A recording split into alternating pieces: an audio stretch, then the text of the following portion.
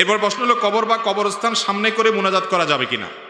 মুনাজাত করবেন আল্লাহর দিকে ফিরে, কেবলার দিকে ফিরে। কোন দিকে ফিরে?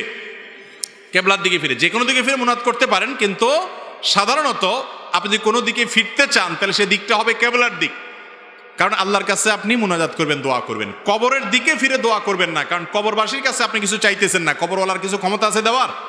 আমাদের দেশে অনেক কবরে মানুষ যায়, অনেক মাজারে যায়, অনেক পিসাব, অনেক বুজুর্গ মানুষের কবরে যায়, সেখানে গিয়ে দোয়া করে। আছে না নাই? নির্বাচনের আগে ভোট চাইতে যায়, সন্তান না হলে সন্তান চাইতে যায়, ব্যবসার উন্নতি না হলে ব্যবসার জন্য যায়। আছে না নাই? কবরে কোনো কিছু চাওয়া যাবে না, কারণ কবরওয়ালার কোনো ক্ষমতা। আমরা নামাজের মধ্যে বলি ইয়াকা না'বুদু ওয়া ইয়াকা, আল্লাহ তোমারই ইবাদত করি আর তোমার কাছেই সাহায্য। তাহলে কবরওয়ালার কাছে সাহায্য চাইলে আর ওই কথা তো ঠিক থাকলো না, এটা শিরক, ঈমান বিধ্বংসী বিষয়। যদি অনেকে কবরের দিকে ফিরে আল্লাহর কাছেই চায়, কবরওয়ালার কাছে চায় না, ওইরকম হলে সেটা শিরক হবে না।